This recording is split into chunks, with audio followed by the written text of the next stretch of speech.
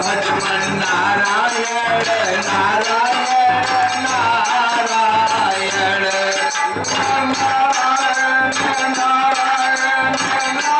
नारायण श्रीमन नारायण नारायण नारायण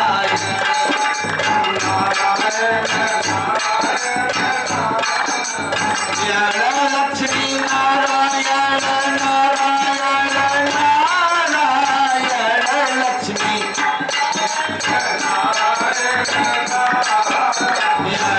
बद्री नारायण नारायण नारायण बद्री नारायण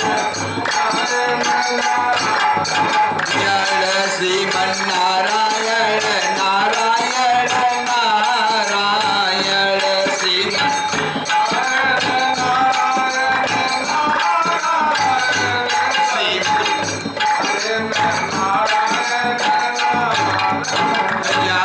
वशिष्ठ नारायण नारायण नारायण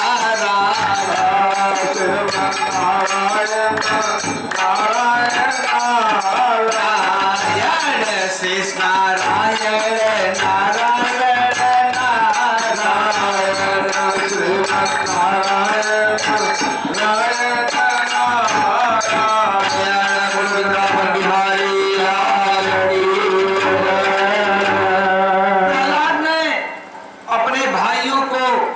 अपने कुटुंबियों को पढ़ाया श्रीमन नारायण।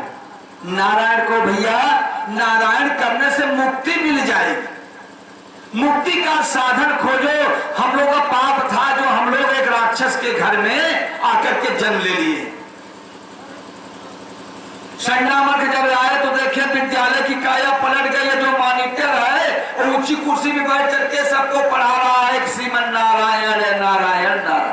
कर भैया मेरे पेट श्रीमन नारायण नारायण नारायण श्रीमन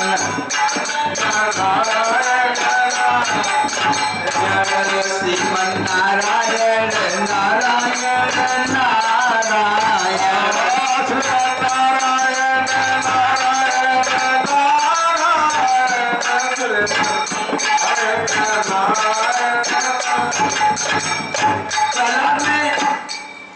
जब नारायण का नाम लिया तो पिता आग बबूला हो गया। पिता ने प्रहलाद को बड़े जोर से फेंक दिया सिंहासन से। प्रहलाद गिरे लेकिन भगवान उनको उठा लिया। प्रहलाद मुस्कुराने लगे। पिताजी पिताजी जिस फूल को आप बार बार फेंक रहे हो ये मामूली फूल नहीं है। ये फूल कभी कुमलाने वाला नहीं है पिताजी। ये फूल तो हरि के चरणों का दास है। फूल हम आपसे भाग्यशाली है जो प्रभु स्वीकार करते हैं। हिरण्यकश्यप प्रहलाद को हंसते हुए देखा। उसको हंसी आ गई। फिर बोला बेटा तुमको मैंने कितना सताया, कितनी बार प्रयत्न किया तुमको मारने, तुम मर क्यों नहीं रहे हो? मर जाओ जल्दी से, मेरा खानदान साफ हो जाए। कहे पिताजी मैं इतने आसानी से मरने वाला नहीं। उसी समय होलिका ने फिर हिरण्यकश्यप को चिंतित देखा। होलिका ने कहा भैया बहुत बढ़िया अवसर है, आप चिता लगाइए, मैं इसको लेकर के बैठ जाऊंगी, ये जल करके भस्म हो जाएगा और मैं बच जाऊंगी क्योंकि मुझको ब्रह्मा जी द्वारा वरदान प्राप्त है। भैया आप चिंता क्यों करते हैं? बांध कराते भाई को क्या चिंता है? भाई को लिए बहन अपनी जान तक को दे देंगे।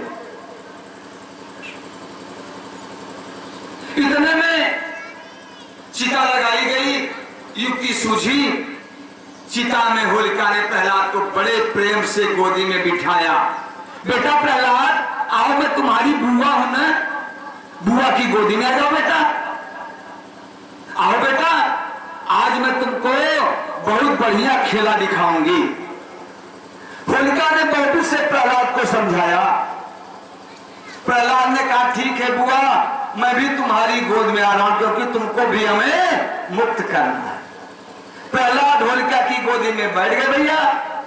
जब होलिका की गोदी में बैठ गए, होलिका ने चादर को ओढ़ा और प्रहलाद नीचे से फिर कर रहे हैं श्रीमन नारायण नारायण नारायण श्रीमन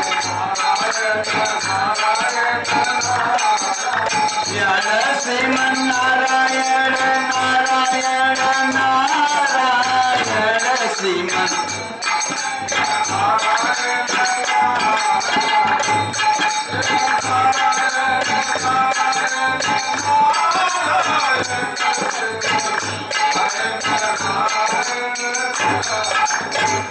भगवान की कृपा हो गई। नारायण का जब कवच प्रहलाद ने ओढ़ा तो होलिका जल करके भस्म हो गई। जब होलिका जलकर भस्म हो गई, हिरण्यकश्यप बड़ा खुश हुआ कि तो प्रहलाद मर गया होगा, अब हमारा झंझट खत्म, मेरी जो अशांति थी वो समाप्त हो गई। भगवान के पास से उस भरते हुए अंगारों से फिर प्रहलाद निकल रहे हैं। फिर कहना बेटा प्रहलाद यहाँ आओ। आ गए। क्या तुम बच कैसे गए?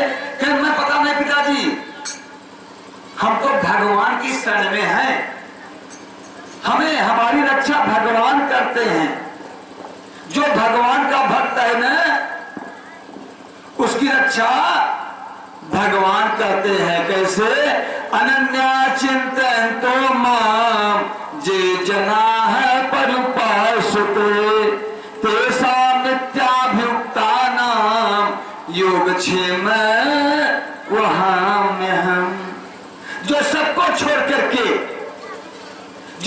छोड़ करके मेरी शरण में आ जाता है,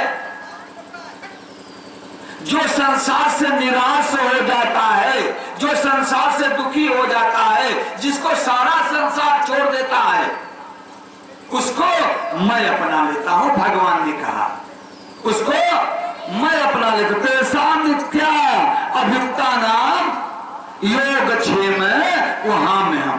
उस व्यक्ति का सारा सुख दुख, योगक्षेम माने सुख और दुख, वो मेरा हो जाता है। हरि की शरण में कभी निराशा नहीं मिलती, भगवान की शरण में कभी निराशा नहीं मिलती। जो भगवानमय हो गए हैं उनको कभी निराश होने की जरूरत नहीं। भगवान खुद प्रबंध करते हैं उसका। जो भगवान की शरण में है, भगवान खुद प्रबंध करते हैं। हिरण्यकश्यप पूछा प्रहलाद, इस खंभे में तुम्हारे भगवान है? कहते हाँ पिताजी, इस खंभे में भगवान है। कण में भगवान है पिताजी, चराचर में भगवान है, जल में भगवान है, थल में भगवान है, पर्वत में भगवान है, मिट्टी में भगवान है, पशु में भगवान है, पेड़ में भगवान है, जड़ में चेतन, सब जगह भगवान भगवान। भगवान से परे कुछ भी नहीं है, भगवान से परे विश्व नहीं है। अरे हिलाओ ना। खैर अच्छा बेटा, इस खंभे में है, बिल्कुल खंभे में है। कह ठीक है, जब तुम्हारे भगवान इस खंभे में है, वही हिरण्यकश्यप ने अपने गदा को उठाया, उस खंभे में दे मारा। जब 3 बार खंभे को गदा से मारा तो खंभे से तर तर तर तर की आवाज आने लगी। हिरण्यकश्यप घबरा गया, अरे इस खंभे में कहां से आवाज आ रही? तो लोहे का खंभा है।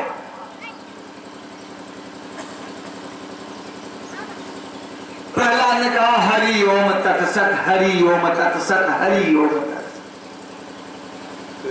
खंभे को फाड़ करके नरसिंह भगवान प्रकट हो गए। बोले नरसिंह भगवान की जय। नरसिंह भगवान का रूप क्या था? न मनुष्य थे न जानवर थे। बनाई दी है। हाँ। यही समय था, शाम का समय, न रात थी और न दिन था।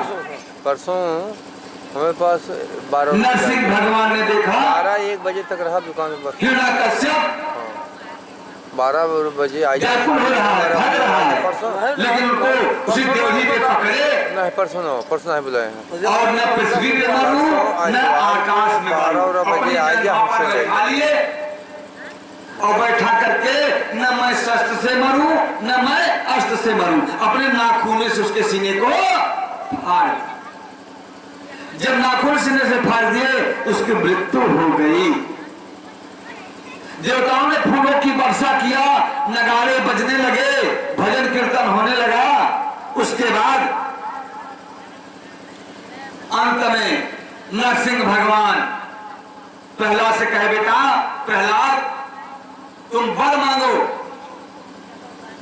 बेटा, आज मैं नरसिंह रूप में तुम्हारे पास आया हूं। मैं नरसिंह हूं, मैं नर। प्रहलाद ने कहा, प्रभु अगर आप देना चाहते हैं तो मेरे पिता को वैकुंठ दे दीजिए। प्रहलाद ने अपने पिता के लिए वैकुंठ मांगा था। धन्य हो पुत्र, पुत्र वही है जो पिता की मर्यादा को संभाले। पिता ने कितना बड़ा अत्याचार किया था, मारने का प्रयत्न किया, लेकिन प्रहलाद ने अपने पिता के लिए क्या मांगा? वैकुंठ। कि प्रभु हमारे पिताजी को अपने चरणों का दास बना दीजिए, यह पुत्र है। और भैया एक विद्वान हुए, इसीलिए पृथ्वी पे नहीं किया, और शास्त्रों में भी बलि से बड़ा दानी कोई नहीं हुआ। शास्त्रों में भी बलि से बड़ा दानी कोई नहीं हुआ। बलि बहुत बड़ा दान करता था, इतना बड़ा दानी कोई था नहीं। बलि दान की क्रिया को करता था। इंद्र भगवान के पास गए कि प्रभु बलि का घमंड चूर कैसे होगा। देखिए मनुष्य का अहंकार दूर करने के लिए प्रभु अवतार लेते हैं, मनुष्य के पापों को धोने के लिए प्रभु अवतार लेते हैं, मनुष्य की निवृत्ति करने के लिए प्रभु अवतार लेते हैं। अदिति के यहां प्रभु ने उपेंद्र के रूप में जन्म लिया। अदिति के यहां कश्यप के पुत्र हुए प्रभु।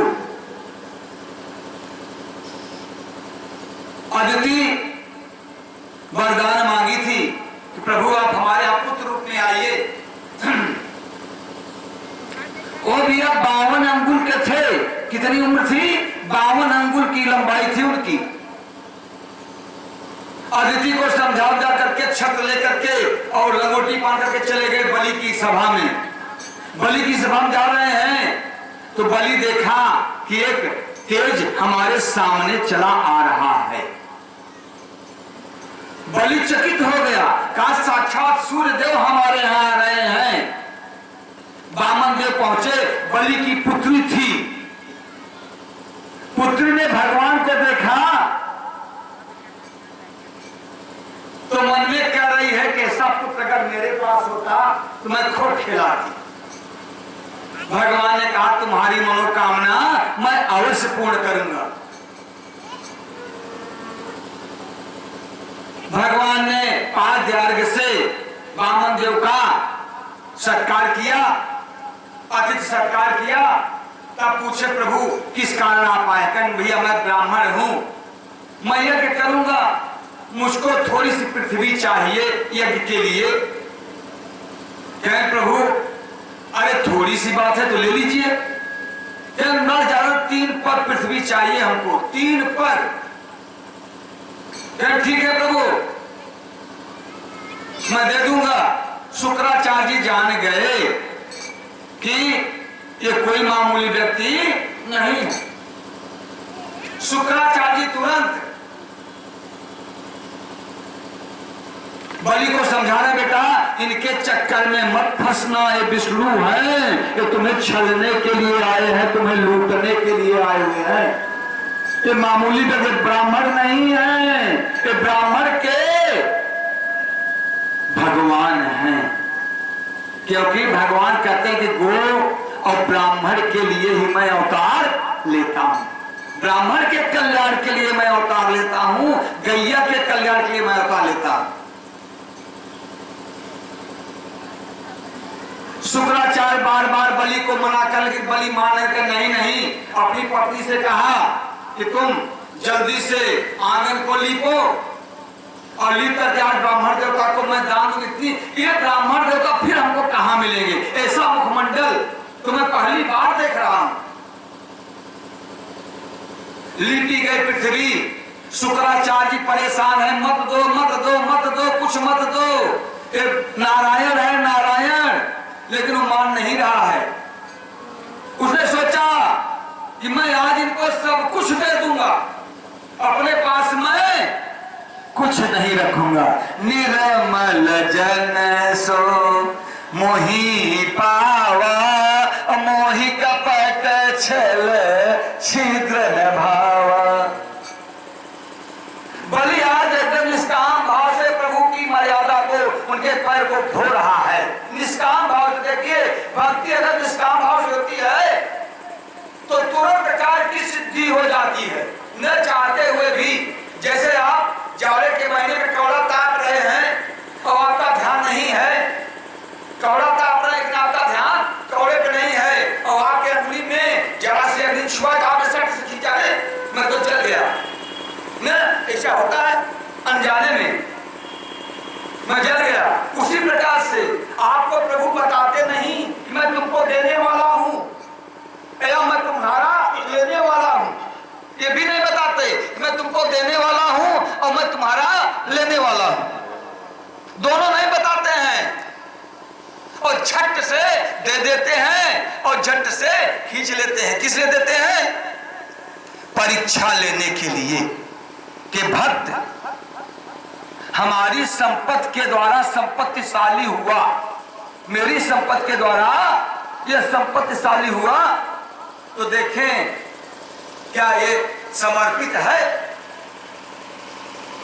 बलि ने लिखवाया तो बामन महाराज से कहा कि मंडल से जल दीजिए प्रभु, मैं संकल्प लूंगा। बलि जो ही संकल्प हाथ बढ़ाया, कमंडल की नाल में शुक्राचार्य जी जाकर के बैठ गए। जल गिरेगा ही नहीं, इनका संकल्प पूरा नहीं होगा।